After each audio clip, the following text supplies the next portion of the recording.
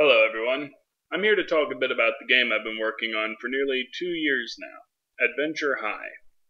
Adventure High is a game that explores the themes of power, temptation, and corruption. You play as a first-year student of a college that teaches how to use magic to survive outside the barrier that keeps your small town safe. During your first trip into the dungeon, you learn that you possess a gift for control magic, a kind of magic you can use to support your friends and help them grow, or dominate everyone around you. Temptation does not start and end with you, however. Regardless of how you use your magic at first, you will attract the attention of two teachers with very different philosophies. Mr. Drape is the teacher with the most seniority, and this year he has finally earned his tenure.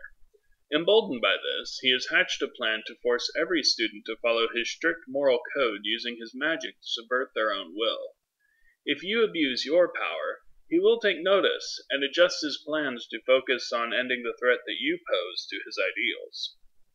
Jane, on the other hand, is a rather suspiciously laid-back person in spite of her specialization in destructive magic. She has a different response if you attempt to abuse your power. She seems to want to encourage it. If you try to do good, once Mr. Drape begins to affect your friends, you will have to spend time with her to learn how to protect them. All the while, she seems very interested in your magic, and seems to have an agenda towards tempting you to use it. Gaining the power to help your friends while resisting the temptation to abuse that power will be one of the main conflicts of the main story. Of course, that is only the main story. Deeper than that are the storylines that arise from the characters you interact with. One of my goals is to make every character feel like a plausible person. Every character has their own backstory, desires, and goals for what they want to achieve at the school. By choosing to interact with various characters specifically, you can learn more about them and potentially help them achieve their goals. You can befriend them and in some cases date them if you're compatible with their own desires.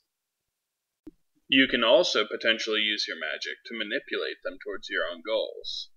Many one-on-one conversations in the game allow you to cast spells during them which can change the course of the conversation, subtly manipulate the person, or help them in some way. Even controlling characters isn't entirely black and white either, as you also have the choice to be a benevolent master or a selfish one. In the end, this is a game about choice. Your choices, and even direct actions, will influence the game in a way that I have not seen in any other game.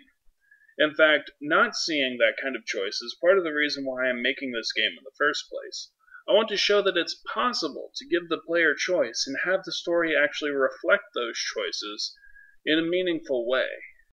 Based on how you play, it's my intention that each playthrough will have something new and interesting for you to discover. It's not just about good endings or bad endings.